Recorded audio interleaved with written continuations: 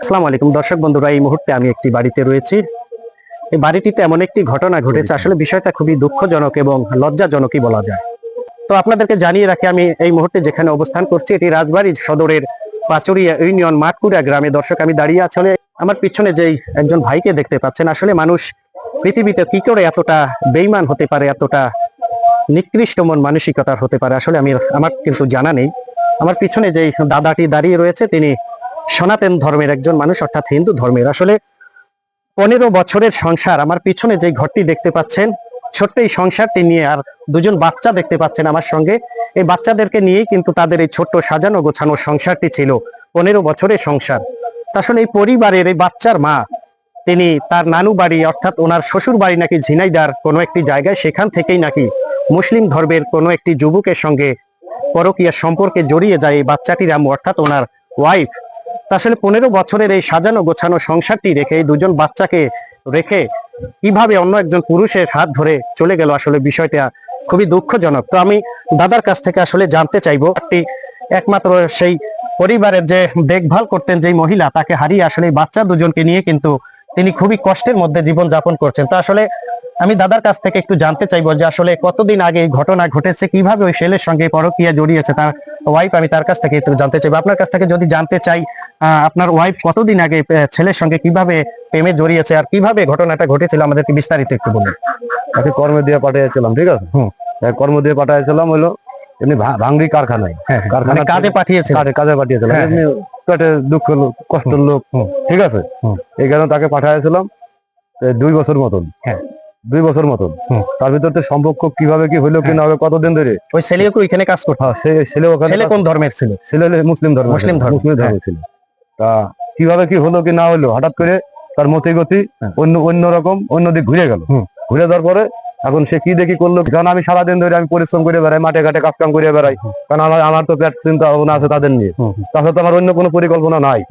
আমি সেইভাবে ধরো আমি কোনো সময় কোনো হিসাবে আমি কোনো মাইন্ড করতাম না, মানে আমি বুঝতাম না, মানে একসাথে কাজ করে কথা বলতেই পারে। হ্যাঁ, বলতেই পারে। তা আমি কোনো সময় কিছু বুঝতাম না, না বুঝলে পরে তাই কিভাবে কি হয়ে গেল, হঠাৎ করে 3 মাস ধরে সে একেবারে এলোমেলো। এই বাড়ি থেকে গিয়েছেন? ওই বাড়ি থেকে গেছে। আপনি কি এখানেই থাকেন? না, আমি ওই জায়গায় থাকতাম। তা সে হঠাৎ করে আমার সাথে খুব আচরণ খারাপ, ব্যবহার, কথাবার্তা, এড়ে সেজে আমার সাথে খুব বলা ধরার পরে আমি খুব মনে করে এটা উত্তেজিত যে আমার এরকম ভাবছে, এরকম করছে, মানে সংসারে শান্তি নেই, সংসারে শান্তি নেই, খুবই অন্যরকম আমার একটা সে দেখতে শুরু করলো। দেখতে শুরু করার পরে হঠাৎ করে সে একদিন কয় যে আমি আজকে বাসায় থাকবো, আমি বাসায় থাকবো, মনে করো কাজে যাবো না। ওই কথা বলে সে হারিয়ে গেল। হারিয়ে যাওয়ার পরে তাকে একবার নিয়ে আসা হয়েছিল। নিয়ে আসে মনে করো ওই ছিল কিছুদিন ছিল আমার কাছে, থাকার পরে তার মতি গতি কোনো সময় কোনো মুড পায়নি, ভালো পায়নি। মানে আপনার প্রতি তার ভালোবাসা কমে যাচ্ছে, মানে ভালোবাসা নেই বললেই চলে। তো সেই অবস্থায় মনে করেন ওই ছোট একটা শালির বাচ্চা কাচ্চা হইলো, এলো বাড়ি হইলো ম্যাচকামি বাইলেকান্দি, ঠিক আছে। তা ওখান থেকে মনে করো সে আমরা ওখানেই আসতে ছিলাম, মানে যে গ্রামে ছিলাম মধুপুর গ্রাম, ওই গ্রামে থেকে বললো যে গ্রামে রাখা যাবে না তোমাকে, তোমরা অন্য গ্রামে চলে যাও। গেলে পরে আমরা সেই গ্রামে এসেছিলাম, মানে ছোট যে শালিটা ছিল আমার, তার হলো বাচ্চা কাচ্চা হবে। সেই পরিবেশে দেখলাম যে ওর দিদি লালন পালন করবে, তাহলে মনে করো ওই জায়গায় গেলে, ওখানে গেলে ওর মনটা ভালো হয়ে যাবে। এক জায়গায় গেলে এমনি মানুষ একটু মন ভালো হয়। তো এমন ভালো হইলো, ওই ফরিদপুর 250 বেডের থেকে মনে করো ওই ছিল 7-8 দিন ছিল, থাকার পরে একদিন বাড়িও আসছিল। আসার পরে সে যে কয়দিন ছিল, বাচ্চা কয়টা ভালো ছিল, মানে খাওয়াইছে, লালন পালন করে সবকিছু করছে। করার পরে হঠাৎ করে একদিন বাড়ি আসলো। আসে আবার ফরিদপুর থেকে ফোন দিল যে তুমি বাড়ি যাওয়ার পরে, তার মা ফোন দিল যে তুমি বাড়ি যাওয়ার পরে বাচ্চাটা মনে করো খুবই অসুস্থ মতন, মানে খাওয়ানো দাওয়ানো, ঘুমের একটা ডিস্টার্ব। মানে ওখানে ছিল আমার শাশুড়ি ছিল, ওখানে আমার শ্বশুর ছিল, ওখানে আমার মনে করো শালি ছিল, মনে করো সেই অবস্থায় সে বাড়িতে আবার গেল। ওই খবর পেয়ে আবার গেল যে আমি কদিন ছিলাম, ভালো ছিল, আবার এরকম এই অবস্থা। আমি যাই আবার ওখানে, যাই আবার 3 দিন ছিল। 3 দিন থাকার কালিমে তার পরের দিন, মানে 3 দিনের পরের দিন আমি ভাত নিয়ে গেছি। ভাত নিয়ে যে কথাবার্তা বলে আইছি যে চলো তাহলে আজকে একটু বাড়ি চলো, তোমার বলে শরীর খারাপ লাগছে। তা সে করছে যে না আমি যাবা না, ওই তুমি যাও, আর এগের লালন পালন আমি করছি ঠিক মতো।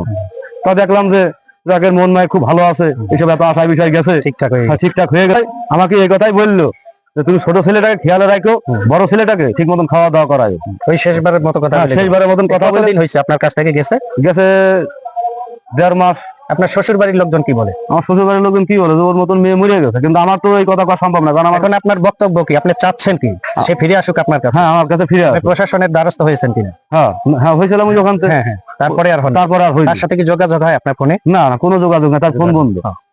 তো এখন সর্বশেষ মিলিয়ে আপনি এই সন্তানদের জন্য তাকে ফিরে হ্যাঁ, চাচ্ছেন। ফিরে যাচ্ছে এই সন্তানদের জন্য। দর্শক, আপনারা শুনতে পেলেন যে আসলে দুটো বাচ্চা, এই সংসারটা আসলে ছোট্ট সংসার, সাজানো গোছানো, আসলে বাচ্চা দুজন নিয়ে একজন পুরুষ মানুষ কিন্তু কন্ট্রোল করতে পারে না। আসলে খুবই দুঃখজনক বিষয়। এই যাকে উদ্দেশ্য করেই করা হয়েছে তিনি যদি দেখেন, তার মনটা যদি নরম হয়, যে ছোট্ট দুজন বাবুর দিকে তাকিয়ে যদি সে আবার ফিরে আসতে পারেন, এটাই কিন্তু আমাদের সার্থকতা।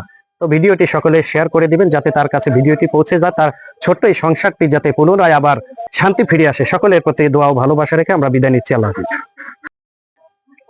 আমাদের মা চলে গেছে, তা আমার বাবা এখন আমাকে কিভাবে চলাবে? আমাদের 2 ভাই, আমার বাবা কাম কাজ নেই, আমার মা ডাকলে তো ভালো হতো নাকি।